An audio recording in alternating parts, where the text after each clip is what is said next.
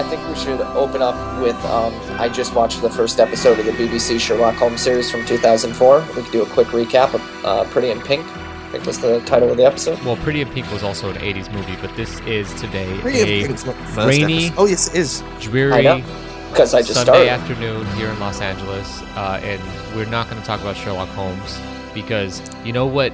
You know who needed Sherlock Holmes? Lucas Matthysse last night to find a clue. Welcome back to the Sunday Puncher podcast. It is brought to you by Golovkin vs. Lemieux on HBO, pay-per-view, promoted by K2 Promotions and in association or joint promoted with Golden Boy.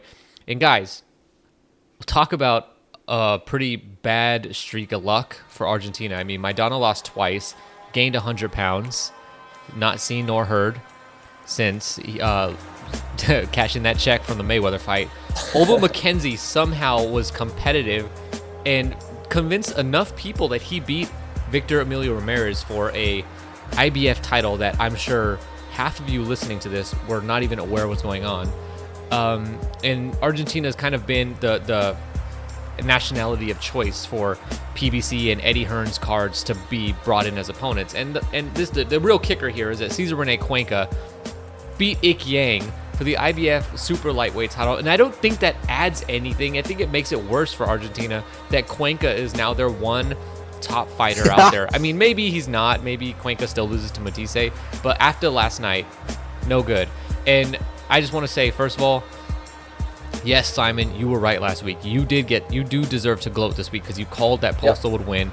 And Good job, I just want to Simon. say that I'm guilty. I was completely wrong, and I went against something that I never go against, which is that boxers, especially the bigger ones with length, usually beat and outbox the power guy who brawls, who's a shorter guy. We saw it. I mean, the gleaming example was Mayweather versus Pacquiao, how that works out. And Simon, since you were right and you called it, although you didn't call knockout, go ahead. What do you want to say about this? I don't think anyone called knockout, did they? I mean, that was ridiculous. Freddie Roach didn't even call knockout. Freddie When they Roach asked him, he was like, Freddie yeah, Roach maybe we has can been knock him years out. trying to get a knockout. You know, he's struggled with Pacquiao to get a knockout in recent years. All of his big power guys are struggling to get a knockout, and it comes from Postol.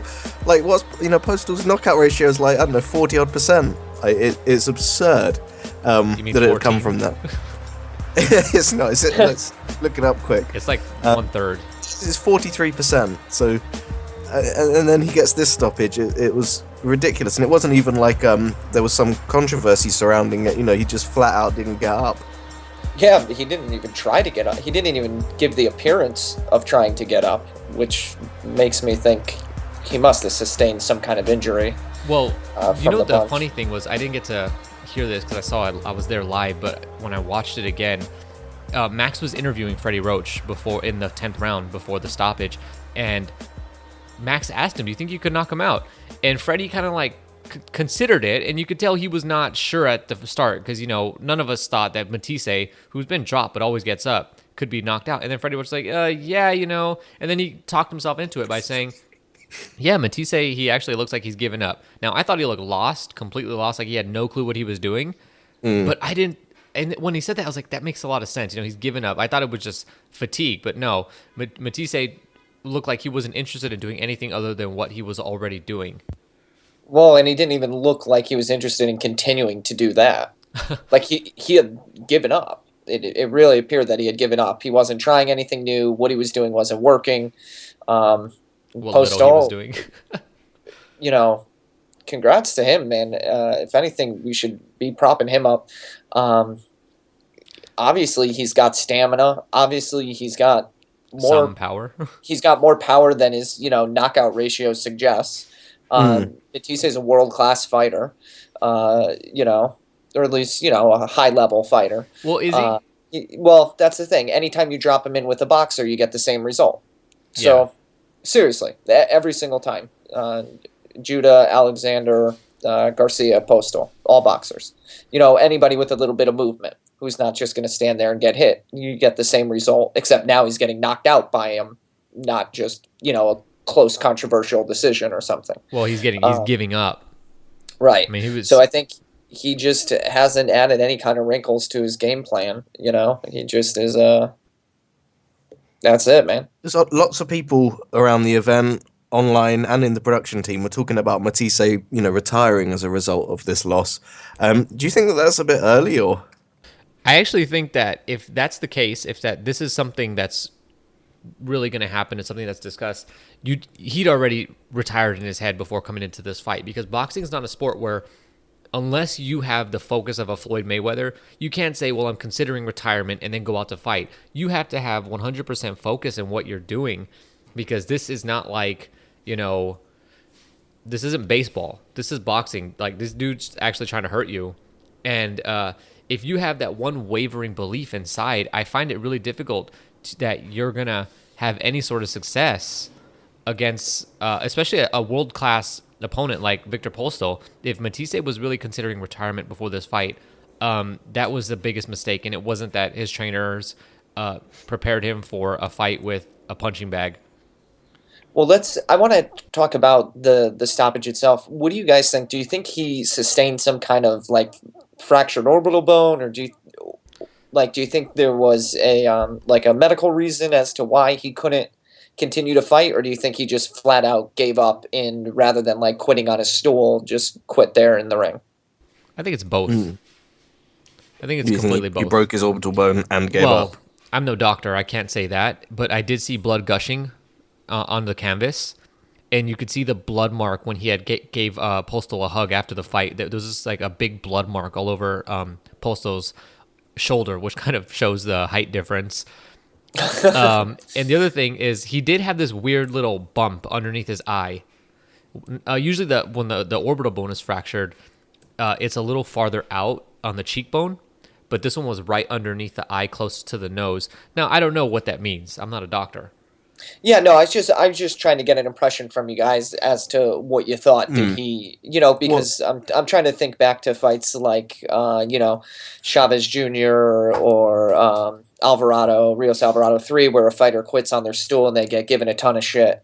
Whereas Matthysse isn't getting any shit. He's getting a complete pass, it seems. Well, he was honest in the post-fight interview. He said, I'm protecting my health. Yeah. Yeah, I don't know if he even sustained an injury per se. I don't know. That's what I'm trying to whether that was it. Suss out. I think he just had so little success and was taking so much abuse, physically, that I think that when he got knocked down, he just couldn't summon the will to get back up. Yeah, and typically that would get fighters would get a lot of shit for that. I mean, look at Victor Ortiz's entire career. Well, man, it's tough because before Ortiz quit, you could never say that Ortiz didn't come to fight. He came and brought it in every single fight that he was ever in. You can't name a boring Victor Ortiz fight that was his fault. No, we don't need to get too derailed on Ortiz either. I'm just trying to make a comparison as to why Matthysse got a pass or is getting a pass. Yeah, exactly. And I'm okay with it. I'm fine. If a fighter wants to save themselves, I'm not taking the stance that he should have went in there and should have, got his head torn off. I'm not taking that stance. I'm just trying to talk about it. Does appear you want to tease out the logic, right? And it's a good point, Jason. I think it's a really good point asking that question. How did Ortiz not get the pass when he was in Fight of the Years and all this stuff? And Matthysse quits against Postol. Postol? Huh? Off of a straight right hand that didn't really look that damaging. I mean, Ortiz had his brain scrambled by Maidana. Yeah, and he was down on his knee. He seemed like he could have popped up at any second. He popped up immediately after. Yeah, after the fight was called up, he popped right up. But I just the way that he held his head, he kind of was just kind of looking down, and it was just oh man, he's not getting up. He didn't look oh, I'm wobbly, I can't stand. None of that. But it's just interesting. Give my opinion, he's beloved by fans, therefore he gets a pass.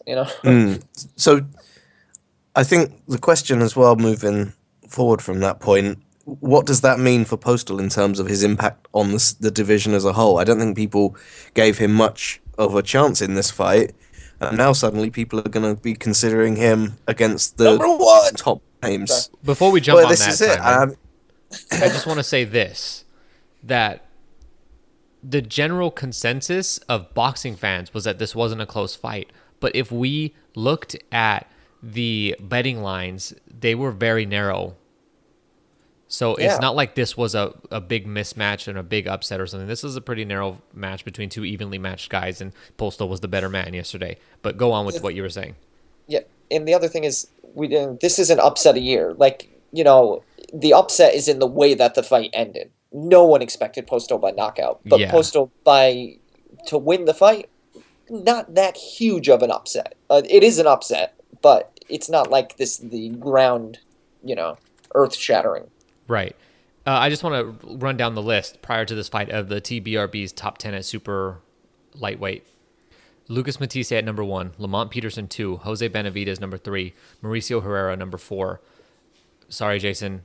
Number 5, Terrence Crawford. That's so fucked up. 6, Ruslan Provodnikov. Ruslan Provodnikov, number 6. 7, Jesse Vargas. 8, Viktor Postol. 9, Adrien Broner. 10, Humberto Soto. Where do you put Postol at this point? Now, let's first say that this list is absolutely insane for having Terrence Crawford at number 5. I think he's number 1, and I think the clear number 2 prior to this fight was Mauricio Herrera. You guys have any problems with that? Because if you do, we're going to fight. Well, we've gone over our thoughts on Herrera. Is that he routinely, leaves these fights to the judges and lets, he's a good boxer, but he never steps on the gas enough to really make an impression enough to win when he's in these big fights. But 1 and 2, is Postol top 3 now? Depends on how much stock you put into his win over Matthysse. Yeah. That's the thing, we're starting to think It's maybe tough. Matthysse wasn't that good. I mean, he was in a close fight with Ruslan Provodnikov. He got beat by Danny Garcia. Zab Judah and Devin Alexander were able to outbox him and convince the judges that he'd won. This is the 4th loss of his career, or actually it's the 5th loss. Wait, I can't even keep count anymore. How many losses does the guy have? I think it's 4. This was the 4th. Yeah, that was the 4th one in his first. Yeah, this was the 4th one. I just pulled up his BoxRec page and just looking at his 37-4 with 1 knockout loss. It's just strange to see that. I never thought that we'd see the day where Lucas Matthysse lost a fight by knockout. Yeah, by somebody with a less than 50% KO ratio. Yeah, so I mean, the real question, guys, is who do you favor over Matthysse, or who do you favor in a fight between Matthysse and Cuenca? I'm just kidding. Let's talk about Adrien Broner, the other 140-pound fight that went down last night. About Bill. So I think yesterday was really the first time, like, Adrien Broner was at a division that he belonged at, where he was actually fighting a guy that was roughly the same size as him, where he didn't have a big advantage or disadvantage. And based off of what we saw last night, I think if the Broner we saw last night is what we're going to get with Broner at 140, and that there's room for some marginal improvement from here on out, I'll take that. Like, Broner looked really good last night. He didn't look like he was the top 140-pound fighter, and maybe that he'll beat the top 3 in the division. But did he look like he's going to be competitive, and did he look like he's a world-class fighter? I think you could say, yeah, he did. He's always given that impression, though. I think the more pertinent question is, does it look like he's addressed any of the issues in his game? Yeah, that's a tough question. And I think we could suss out a little bit of that by looking at his weight.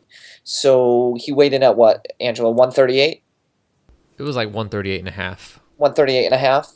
So he was well under the 140-pound limit there for the fight. He refused to step on the unofficial scales, so that's an indication that he put on a significant.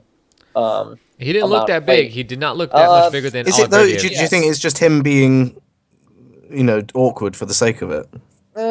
I don't know. To me, there's always a twinge of. Something just doesn't feel right when they refuse to do that. But that's just a feeling. No, he did look big to me, Angela.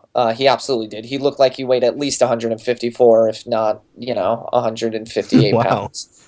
Yeah, I mean, that's still. I mean, 15 pounds gaining is okay. It happens. Yeah, no, they do it somehow. Who knows? So to me, he did look big. He started off slow, but that's kind of what he needs. He's a slow starter. And you're right, I thought he did look really good. It was a combination, though, of Broner starting slow and then getting to a place where he felt comfortable, and Khabib kind of slowly falling out of rhythm and figuring out that he wasn't winning the fight. You know what I mean? Like, those two things kind of were like rose and fell at the same time. Broner rose and Khabib fell. And it looked as though Broner looked really, fresh, flashy, and fly at some parts of the fight. He was quick. He was landing nice, solid combinations, had a little bit of pop behind them, but, not enough to really deter him too much. There was that uppercut later in the fight. That was a beautiful, full right uppercut. I think he's competitive with just about anybody at 140. Except Terrence Crawford. I don't think he beats everybody, but he's definitely competitive. It's a better weight to see him at than at 147. Yeah, he definitely looked much better at 140. Yeah, and I think him coming in at 138 showed that he was a little bit more dedicated in the gym this time around. And the fact that he took 2 fights back-to-back meant he didn't spend too much time out of the gym, so he didn't balloon up in weight, so he was able to stay in shape, Simon, what are your thoughts? How did you think Broner looked, especially when he got into rhythm? See, I wasn't sold on the competitiveness of this matchup, and I'm still not. I think that he looked as good as he should do against somebody of that talent level, but I don't think that he's any better than the Adrien Broner we've seen in the past, and I think he's going to struggle with the exact same problems he always has done. So in terms of the top people of the division, I just don't see him standing up to them. But do you see him being competitive? Oh, yeah. I mean, he's incredibly exciting, and he's got a good skill set for the skills that are present. So he's going to be a fun and interesting matchup for anyone at the top of the division. But I just don't see him bringing enough to, get the win. If he could start a little bit quicker and just keep a little bit higher of a work rate throughout the overall course of a fight, I think he'd be a lot better off. But, he definitely takes those first 3 to 4 rounds to kind of get started, which, from a judging perspective, is obviously always going to put him in a hole to dig himself out of. But that might be the place that he needs to be in to motivate himself to, Yeah, I think he could have lost about 4 rounds, and that he didn't need to. And it was the first 3 where his output was really low. And then there was 1 round later where I think he had hurt Alec Verdiev at some point, and then he decides to take the next round off completely. Round off. Yeah, right. He took the following round off, and that was one that you gave to Alec Verdiev more based off of what Broner didn't do. Are you Roy Jones Jr.? Oh, shit. You keep messing his name up. You finally figured it out. Oh, you're doing better than Dean at pronouncing his name. This guy was saying some foul stuff for his name. Who do you think wins between Broner and Matthysse? Broner. Yeah. Man, Argentine fight fans not going to be too happy with our podcast so far. But what can you do we have anything good to say about them? They're fighters, not us. Well, true. I had to apologize for my scorecard when I was doing round by round. I was like, sorry, our boxing. But Matthysse getting losing. Whooped. He's losing bad. I was sitting there in disbelief. Like, how is Matthysse... Like, why does he keep smothering him? Why does he keep clinching? I could not understand why Matthysse was holding him. Like, how was he... He looked like Sean Porter against Kell Brook. Okay, hang on. This is something that we didn't comment on. For the first 5, or maybe I'm exaggerating, first 4 to 5 rounds. Just say the first 8. Okay, first 8 rounds. The only punches Matthysse landed were to the back of Postol's head. I think he had 2 rounds where he didn't land in the back of the head. He just routinely punched him in the back of the head. Like, it was completely out of control, in my opinion. Yeah. The amount. And it wasn't one of those things where it's like, oh, the fighter turns his back. You know what I mean? Like, no, he was looping his shots behind the head of Postol. And, they both got some warnings for it and everything, and that was good. But I noticed a lot of people commenting on the clinching. And so what were you saying about that, Angela? Well, I think a lot of people had the clinching wrong. So when I was watching it live, I thought, man, Postol's clinching way too much. And he's controlling the fight by doing it. But man, he's really like taking Matthysse out of his game with all the clinching. And then I rewatched the fight, and I was completely wrong about that. Matthysse was the one who was initiating the clinching. He was the one who would slip in there, get too close because he had no idea how to get inside and work inside, wrap his left hand around Postol's waist or something, and then Postol would bring his left arm down to trap it there, and now Matthysse is hitting him in the back of the head. Yep. And it was like, that was all Matthysse is doing, and it was all the result of Matthysse having no clue how to fight outside of the pocket. And even when he had chances to work in the pocket and he had his little success, it wasn't always like Matthysse knew what to do. I mean, he'd land a shot, land a right hand, that was good. He rocked Postol a couple of times. But Postol would immediately jump right back on him with the jab, and what was Matthysse left to do? Postol showed that he had a halfway decent chin too, because he did eat a couple good shots. He had a couple good body shots too. There was one point where Matthysse looked like he had him hurt and then did nothing. I was really frustrated with that.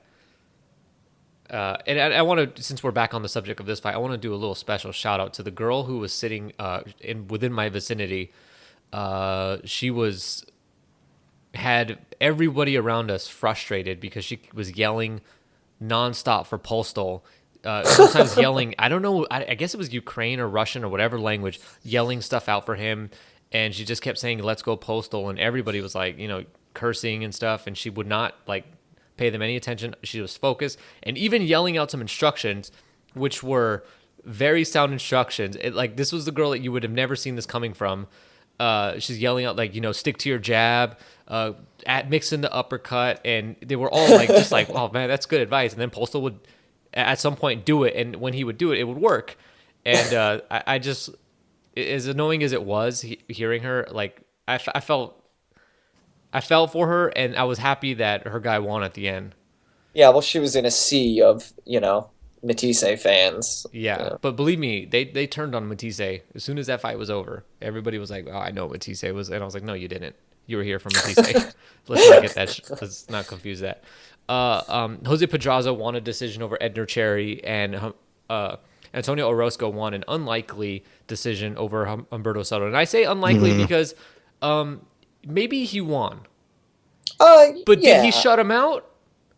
No, absolutely not. No, I scored the fight. I did score for Orozco slightly, but I noted a lot of swing rounds. I agreed with you. I had it. I think I edged it 2 rounds to Orozco, but could have easily seen a draw. And even maybe as far as 1 point for Soto, a victory with one round going to Soto, because there were some very close rounds. I thought Soto, and maybe you'll disagree with this, but I thought in those 10 rounds, Soto clearly won 3 rounds, and the rest were all swing. No, that's just how it looked from my angle, but it looked like there were 3 rounds specifically. There were 2 early and then 1 late, where Soto really took that round. Like it was, I was pretty 75% sure he won, and then the rest of the fights, the rounds, it could have went either way. I mean, Orozco had the activity going for him. Right. A lot of my scoring was based off of just Soto not firing back. Orozco would land a couple punches, but the story of the fight was like who was moving backwards was losing the rounds a lot of time. Oh, the old Harold Letterman scoring style. Well, no, they were. Just because of their fighting styles. When Soto was coming forward, he was doing damage. That's how this fight worked. You don't remember Letterman saying that? Yeah. He said it during a fight where he was like, whoever's going backwards is losing the round. And it was like, not necessarily. No, but it depends on the styles, obviously. Right, but he didn't preface that. He just said 90-something% of the time, if you're walking backwards, you're losing a round. Yeah, obviously that's not true, but... HBO, the king of boxing. Let's preview some fights from next week. For next week. This Tuesday, we have Julius Jackson facing Jose Azcutui. I don't know. It's a super middleweight fight. Julius Jackson's undefeated. Jose has one loss, which was on HBO. Was it against Matt Korobov? I believe it was. It was against Matt Korobov for that vacant title. And sorry, guys, I did not prepare for this one. And that's that fight. It's Tuesday, Fox Sports 1 on PBC. It's a good fight. This is actually a really good fight for just a Tuesday night. And they're doing this in... wait a second.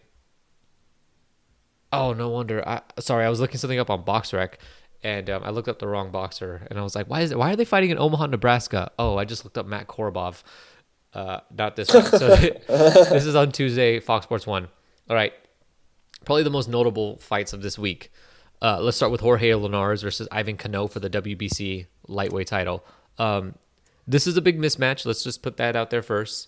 Ivan Cano has never won a fight against anybody who you would consider a tough domestic fighter.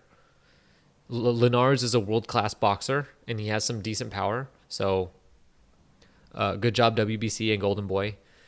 And on the undercard, there's a real interesting fight. So, Alfonso Blanco is an undefeated fighter. He's a middleweight. He's 11-0. Now, guys, middleweight. Who is the one guy you should not put your middleweight prospect in with? If the UK have got much to say on it, it'll be Sergey Kamitsky. Okay, and guess who he's fighting? I'm going to go with Sergey Kamitsky. Yeah, so 11-0 prospect versus Sergey Kamitsky. 11-0. That's not even a deep record. 11 fights. Yeah, you 11 fights isn't enough to prove that you can beat Sergey Kamitsky. And But then again, 25 isn't he was either. up against someone who was 0-6. Oh boy. I mean, maybe they've finally caught on. Like, we're building Kamitsky up. That's it. Kamitsky, yeah, we're building his record. A side. We want Golovkin. As an undefeated killer, as a crusher of undefeated fighters. Wouldn't that be a cool gimmick? I beat prospects. I beat more undefeated fighters than. I mean, Billy Joe Saunders has that crown right now, but Kamitsky should fight Saunders. He'd be the one to beat him. Let's see. So that is a horrible matchup on a horrible card in general, given that Linares is headlining against Ivan Cano. I mean, it's at home. We'll give it to them. Linares gets an easy defense at home. Fine. In the UK, Terry Flanagan going to defend his WBO super featherweight title against another prospect. Or sorry, not another prospect. Another top-ranked fighter. So Jose Zepeda was up first, and Zepeda got a horrible shoulder injury. So now enter Diego Magdaleno. I guess Frank Warren was like, well, send me another super featherweight. Aram, we'll do this again. So he sent Diego Magdaleno. Now, Diego Magdaleno is something like 29-1, and his one loss was to Roman Martinez, who you recently saw losing, but then getting a decision against Orlando Salido on the Mayweather Berto undercard. Magdaleno has been held back for a long time. I'm not quite sure why he hasn't had enough, or hasn't had much experience at the world level, even though he's shown that he's actually a pretty talented guy. I don't think he's great, but his win over Jose Gonzalez was pretty impressive. So I don't know how to go with this one. I think Flanagan wins. No, I like Magdaleno. Now, why do you like Magdaleno? I think you do know that Flanagan is British, by the way. Yeah, I do. You have to rewind, I think, to the fight he had with Stephen Ormond. It ends with Ormond getting himself disqualified. Correct. But for headbutting. But it's such an ugly fight, and I think that it highlighted some of the things that were lacking from Flanagan's game in terms of knowing how to deal with that, or how to be effective against somebody who's not going to necessarily play nice or play fair. Whereas, as you say, Magdalena's got, I don't know, the tools that I think that could disturb him. What tools are those? Is like a monkey wrench, a crowbar. Yeah, I don't know. What are the odds on this one looking like? The odds are looking like bet Flanagan. No, I'm pretty That's sure. interesting. I don't know. I don't know the odds. I'm looking them up right now, but I'm pretty sure that Magdaleno is not favored. Yeah, well, Flanagan's a very slim favorite. Not enough to put a bet on Magdaleno. I do think that Flanagan wins this fight, and I think so because he's a bigger fighter than Magdaleno. Well, Ladbrokes here have them even at the minute. Well, this is a good time to point out that we would like to thank our sponsor, Skybet, providing the odds, and they have it even. So I would bet Flanagan on this one. I don't think that Magdaleno is going to... I mean, the last time Magdaleno lost was when he went away from home and fought Roman Martinez in Macau. He's undefeated in America. Now he's going to Britain. Don't listen to Simon this time. Listen to me. Let's talk about Liam Smith versus John Thompson, also on the undercard for the vacant WBO super welterweight title, which was stripped from Demetrius Andrade, rightfully so, for a long period of inactivity. But now Liam Smith versus John Thompson for the title? I don't know about that. But that's, I mean, okay. Liam Smith, he's maybe the second or third most talented Smith brother.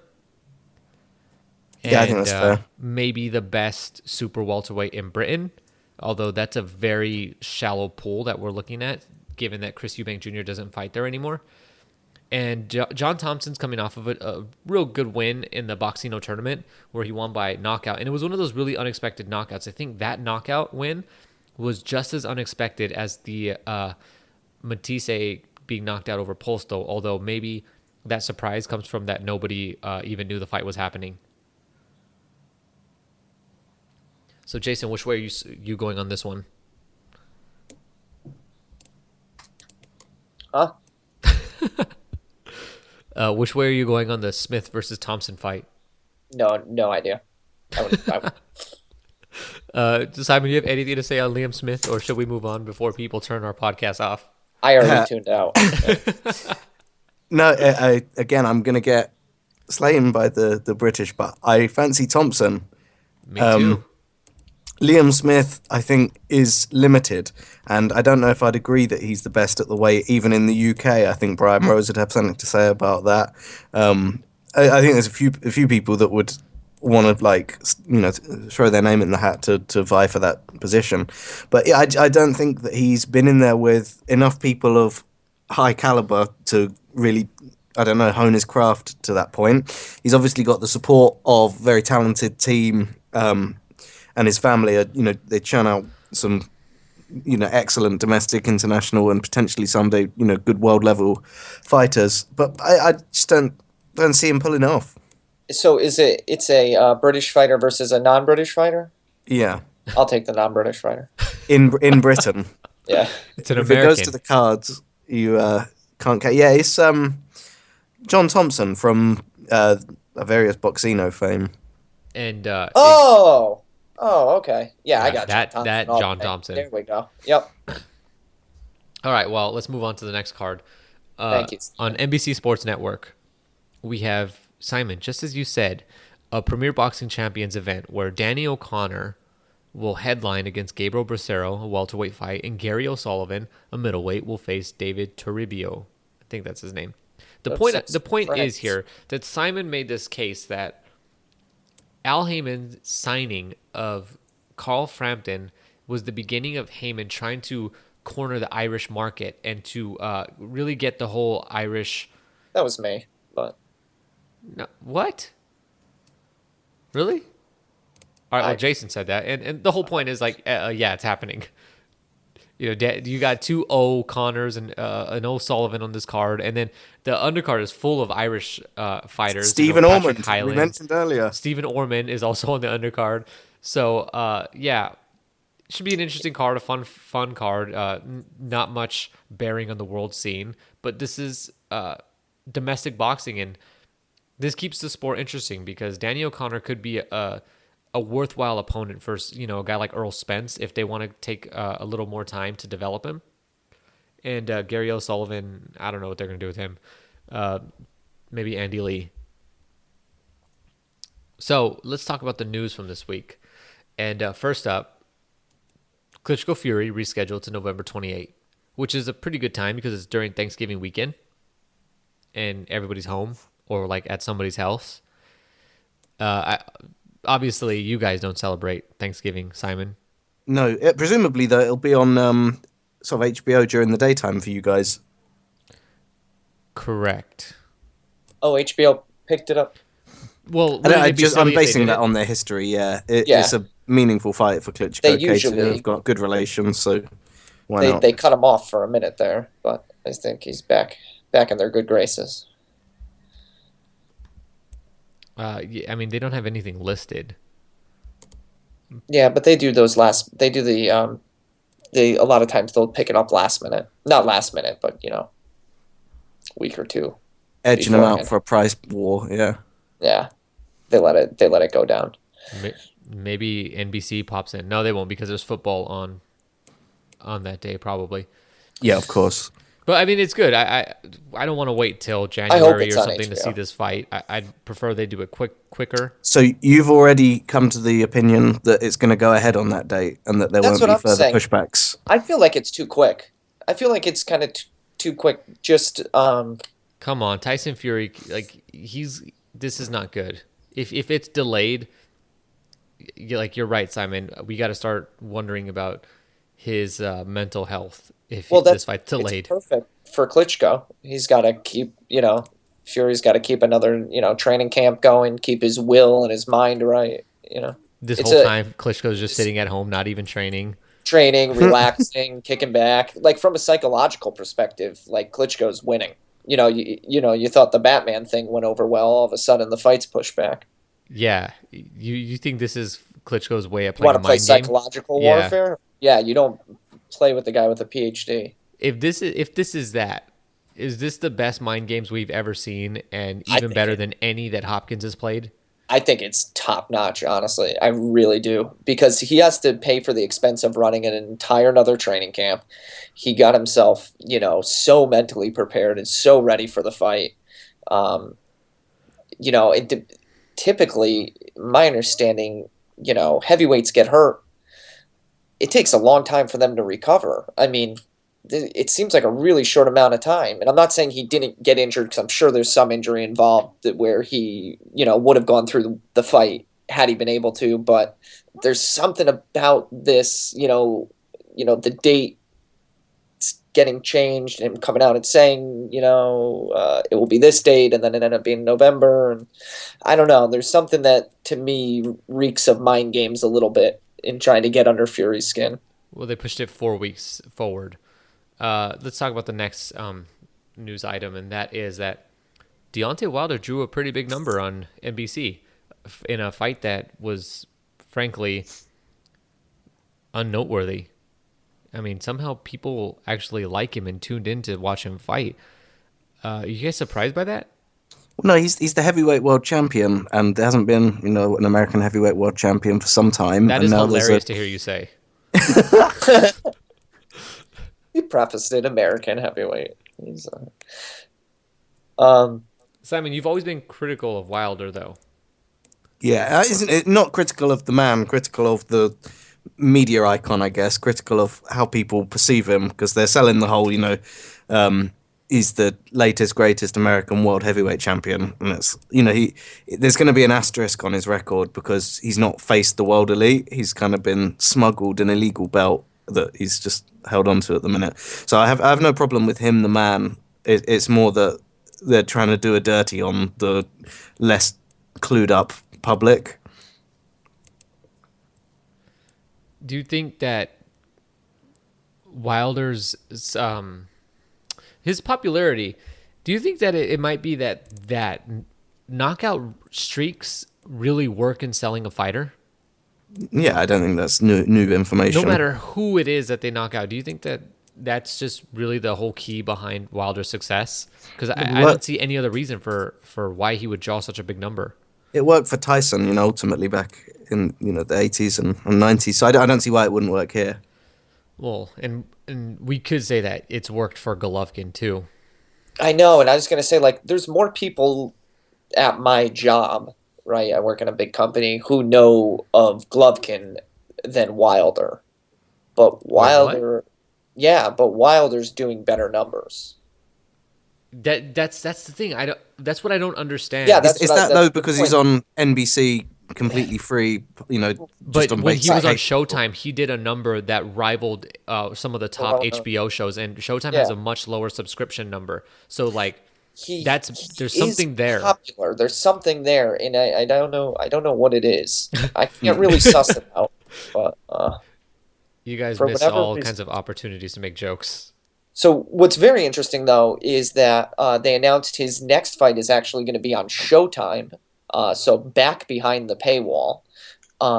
Is that what you do for somebody who you're trying to develop as the next American heavyweight champion who just pulled 2 million viewers on network TV? Yes, put him back behind a paywall? Yeah, because there's no openings for network TV from now until after February, the Super Bowl, because Saturdays and Sundays are dominated by football, and you're not going to compete with, the NFL that's doing like 20 to 30 shares. Not to the casual sports audience, no way. Yeah, there's no, and NBC, CBS, ESPN all have football deals, so nobody's going to drop, Alabama versus LSU for Deontay Wilder. And they certainly ain't dropping them for any NFL game.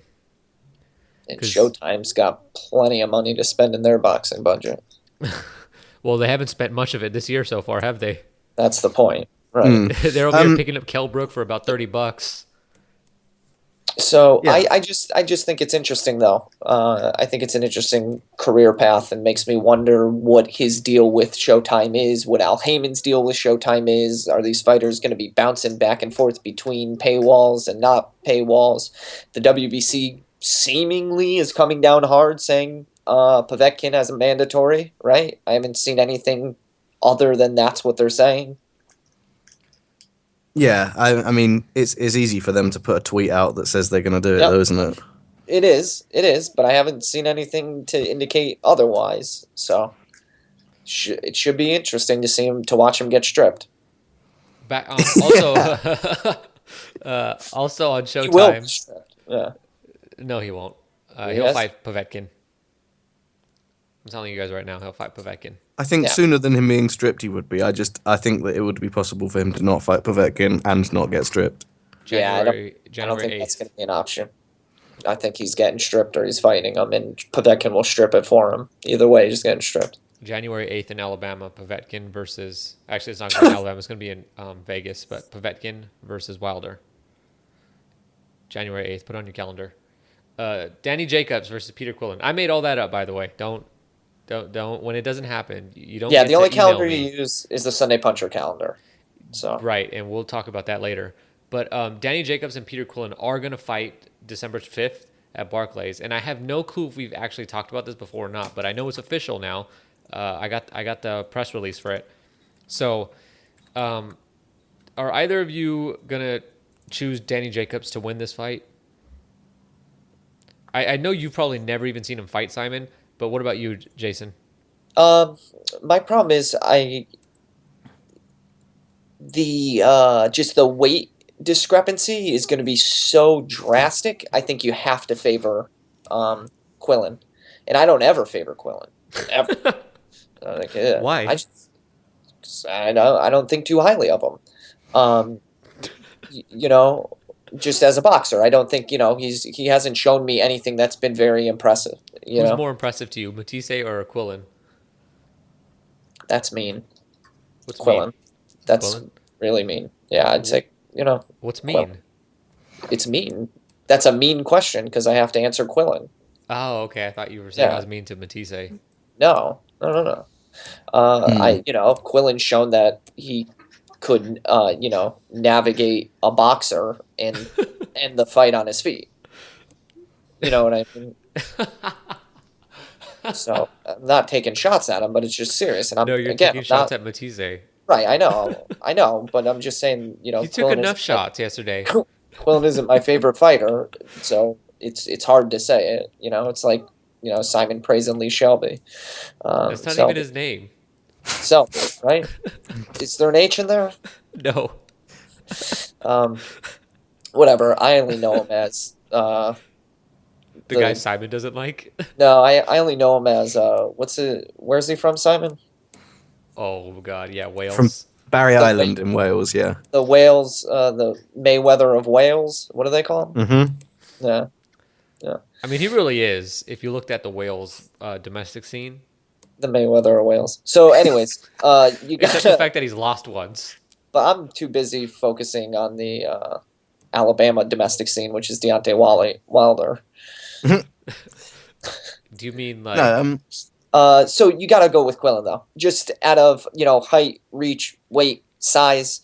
What's his name? Jacobs getting knocked out by Pirog. Yes, he's come a long way. He beat cancer. He's absolutely been on the ruined trail. Sergio Moro. 2 rounds and he's out of there. Really exposed his sort of Achilles heel. Yeah, I would. I'll favor Quillen. Simon? I think Quillen should be the clear favorite. Yeah, as you commented, I've not seen a massive amount of Danny Jacobs' career. I saw him fight Truax. I only said that to tease you. I know, it's not massively inaccurate. I watched him fight Sergio. Obviously, that fight ended shortly and bizarrely, so it didn't give me a massive amount to work with. I don't know. I don't rate Quillen massively, but you sense that he should have enough to get by this. But at the same time, I wouldn't be overly surprised if this was an upset. Who do you think would be the bigger favorite? Daniel Jacobs or Peter Quillen, or Andy Lee and Billy Joe Saunders? Basically, what I'm asking is which line is bigger? I think Quillen will be a clearer favorite. You would be right. Andy Lee is going to be a very, very, very, very slight favorite against Billy Joe Saunders, and Peter Quillen is really just that thin. It's basically Andy Lee's -110 and Quillen's -150. I think Jacobs is going to get overlooked here. Pretty close. He's going to get overlooked because Jacobs has been knocked out, and you can point to that. But that was an older Jacobs who was inexperienced, who didn't know he had cancer at the time.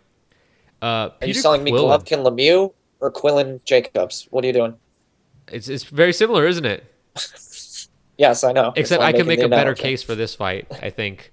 Yeah. What am I going to do? Well, Golovkin doesn't move his head, and David Lemieux throws punches, and they hurt. That's my case there. But for this one, Quillen has shown that he can be dropped. He can be put down. And Jacobs, he does punch hard. That's the case. You realize that Jacobs is going to be fighting a cruiserweight come fight night. Quillen made 160 in his last fight, and No, he didn't. He missed it. He did. In his last fight, he made 160. He missed weight against Lee. Right, but that was a long time ago. Michael Zarafa was his last fight, which was a few weeks ago, and he made weight somehow, despite the 163 catch weight I believe there was. I think Jacobs should be the underdog here, but I wouldn't be surprised if Jacobs won. I think he's a better boxer than Quillen, that's for sure. I just think Quillen's going to be too the physicality is going to be there for Quillen to be able to take Jacobs shots and keep coming forward. That might be. Could be.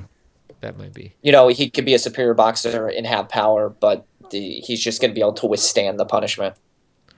Fair enough. What about, guys, did you know that, now don't laugh when I say this, okay? Roman Gonzalez has plans to surpass Mayweather's 49-0 record. And how impressed would you guys be? I mean, is it the same thing? Like, is there any prestige for Gonzalez in passing Mayweather's record? No. Now, why is that? Because you know that Gonzalez now has a lot of fans, given he's had one fight on HBO, and they're going to disagree with you. So, well, he's not far off of it, but it's about the caliber of your opposition. I mean, he could go and do you remember that fight he did back home? I think it was against Leon Valentin, yeah. Yeah, if he fights people of that caliber, he could be done by Christmas. And over, I mean, it's not untrue. If he were to do it against excellent opposition, then of course there's credit in it. I think that undefeated records and massively, I'm 50-0, it means something, but in order for it to be truly respected, it needs to be done against people that warrant it. Now, there was somebody else who was brought up at the top of the podcast who's really biting at the heels of the 15-0 record. Well, that's a given. He's going to pass Cesar that. Rene Cuenca. There's no way that he doesn't pass that. Come on. He's at 48-0 with 2 KOs. I mean, you're joking now. Cuenca's going to shatter that record. Cuenca is going to bust that record down, just like Roman Gonzalez will do to his next opponent. So, yeah, Simon made the point. It's pointless. Yeah, and I completely agree, though, that it doesn't matter because... You put too much stock into it. It's all about level of opposition. Yeah, precisely said. And I'm going to come up with the statistic in a little bit, but I'm just not done with the math. But, guys, what is going on with Ruslan Provodnikov? Nobody wants to fight him. So he's stuck without a fight, and it seems like he went from waiting for Pacquiao to nothing. Why can't he fight Brandon Rios? Because Brandon Rios is fighting Tim Bradley. That's right. Yeah, that was a great plan, wasn't it? No, so it's definitely not going to be Brandon Rios. Thomas Delorme just turned down a fight with him. Should guys really be too concerned with fighting Provodnikov at this point? I mean, the game plan is pretty clear on how to beat him. Yeah, it just puts you into the ultimate test of being able to... Because it's one of those ones that if you do eat a big shot, it may well end you. You need to... So it's about testing out your ability to avoid things and your boxing abilities, I guess. Yeah, I think he's got a risk-reward ratio, basically. Because the game plan's there. It's just how confident are you in implementing it. He could make good money, though, debunking prospects. He could, but what promoter's going to put their prospect in with him? Someone, because you get, if you've got a prospect that you want to get noticed, you can have them take all the right steps, or relatively unknown prospect get by him, they're gonna jump in stock immediately. So if you think that your guy's got the boxing skills, you're So if you're a promoter that hasn't got a lot of cash and you want to test the goods early and see whether it's worth the investment, then it could be an appetizing thing to do. Let's go back to Roman Gonzalez. Sorry. So Did I kill Provodnikov there? No, because we'll go back to Provodnikov, but I want to throw out this statistic, okay? In the past, since 2013, the start of 2013, Floyd Mayweather's fought 6 times. His opponent's combined record, 230 wins, 16 losses, 4 draws. Okay? Roman Gonzalez, in that same amount of time, in 10 fights, 286 wins, 78 losses, 12 draws. That's why that record, surpassing Mayweather's record, is absolutely meaningless for a guy like Roman Gonzalez. Gonzalez is good and all that stuff, and I'm not trying to make a case against him, but it's just way different with Gonzalez. He's fought so many guys who have had records that you wouldn't even want your debuting fighter to fight. So no, I mean, the last 5+ years of Mayweather's career have been all other champions, right. Unification fights. You know what I mean? He fought a lot of belt holders. Yeah. So back to Provodnikov. Wouldn't you, if you're Bob Arum, wouldn't you want to throw Terence Crawford in there with him? Crawford could easily outbox Provodnikov. He can do that. And what better way to put Crawford in that category of tough guys who can outbox anybody and withstand any sort of pressure and get that fan rub that Bradley got when he faced Provodnikov. Wouldn't you want that for Crawford? Yeah, but you wouldn't. It kills Provodnikov. If you get people that doesn't promote Provodnikov though. I mean, from does it make sense though? If Provodnikov loses to an Algieri, your opinion of him goes down. But with what Crawford would do, would make everyone step away and think Provodnikov's done. Forget him. Yeah, think about Lucas Matthysse right now. I don't want to. It would make people think like, oh, he's this one-dimensional slugger who only has one gear and comes forward. But we already know that about Provodnikov, so it's not like... Yeah, I could see why it would be beneficial to air him, for that fight, but I could see why Provodnikov's team would want to steer clear of it, too. Imagine in the next year if Crawford beats... Crawford needs some names, though. Postol, Crawford needs some names Provodnikov, on his resume. and Pacquiao. All three Freddie Roach fighters, by the way. Fantastic. That'd be fantastic. 3 Ps. Oh, that's true. Pacquiao, Provodnikov, Wow. Postol. Simon, The triple P plan. you're like Rain Man. A shit Rain Man with the uncanny ability to observe letters. That was what the movie was about. I mean, I didn't see that at all. What an amazing year that would be. He'd be fighter of the year no matter what. Like, that would be a murderer's row, quote unquote. A murderer's row. I wouldn't put it past the marketing team. They would, wouldn't they? A murderer's row of Provodnikov, Postol, and Pacquiao. Look, Yeah. Not At all 140. murderers are grisly, fearsome killers. There's the sort of stab you in the back. There's lots of murderers that Lots of you murderers. wouldn't necessarily, be intimidated by. Poison. Wait, what kind of murderers are we talking about? Are we talking about like the Ik Yang murderers or Golovkin murderers? Neither, I think. Put them all in a pot and stir them together. Yeah, you get a little bit of everything. All right, well, I think we're all out of news topics. So I wanted to share my experiences. Just a few things that happened yesterday while I was at the fight. One, Donnie Nietes was sitting really close by me, and I swear to you guys, about 4 people total noticed who he was and asked for a picture. The Pagara brothers who were sitting with him, they're all part of the same gym, and if you live in LA area, Nietes is fighting at the StubHub Center in 2 weeks on the same day of the Golovkin fight and the Lamont Peterson fight. And the Kelm Smith fight too, isn't it? Oh no, that's going to be a packed day of boxing. What am I going to do? But nobody noticed that he was there. This is the best light flyweight fighter in the world. There's your problem. Yeah, like you're acting. I can't even fathom that you're acting surprised. Well, I'm It's just beyond shocked that that the hardcore fight fans that would know him weren't there. And Mercito Gesta brought out a lot of people, a Filipino fighter with a lot of Filipino fans, and they weren't noticing Donnie Nietes there. So, a little interesting to me. I mean, I'm not really shocked. I was just like, man, I can't believe this.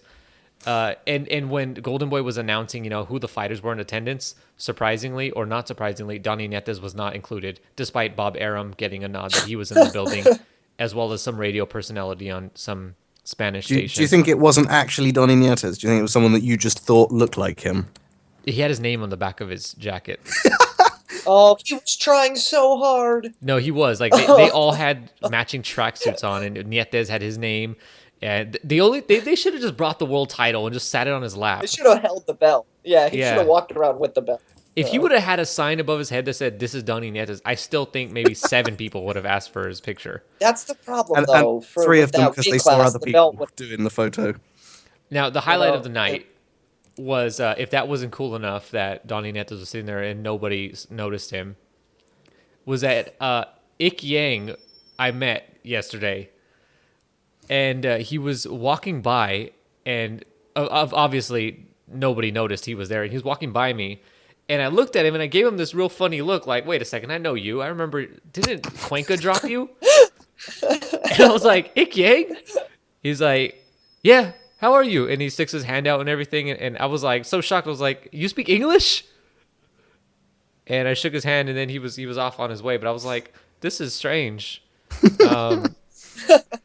He didn't even All these months we thought he was after you. He didn't do the throat slitting gesture or anything. He was just like a normal guy. I was really shocked.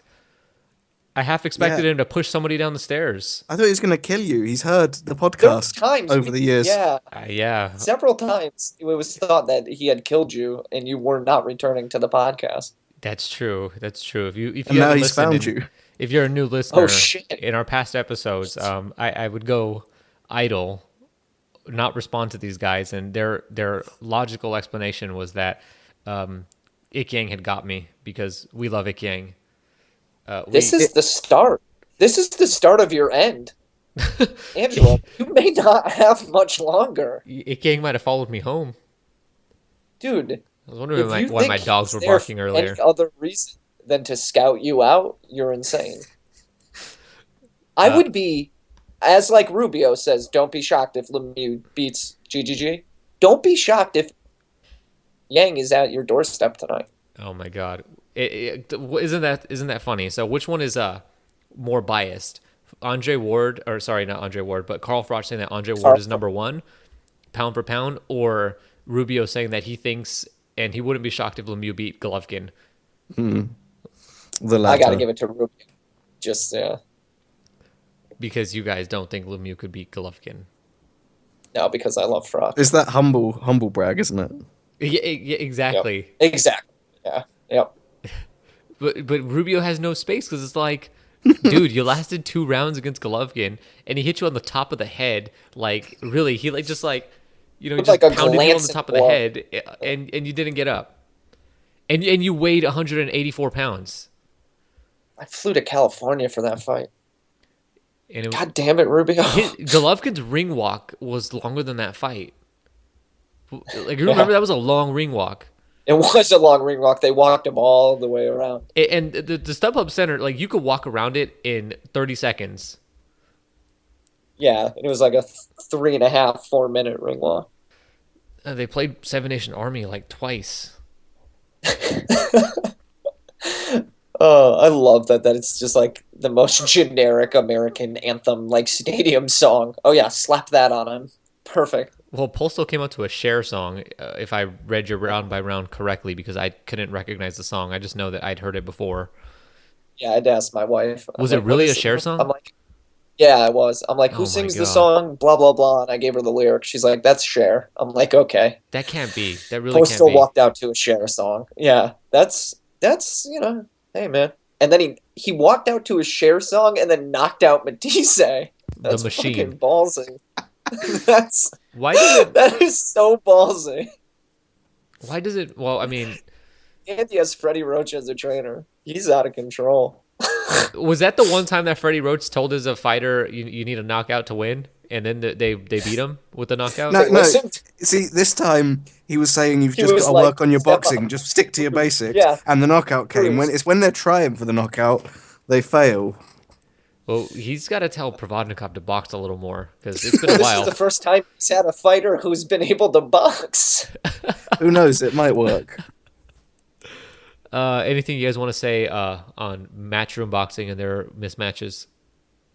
Yeah, I mean, you seriously need to watch out for Ik Yang. I am so worried for you. I did not know he made it to California. I didn't either. In fact, I felt like he was starstruck by me more so than I was by him. I really did. The way he was so happy to like, because he's found you.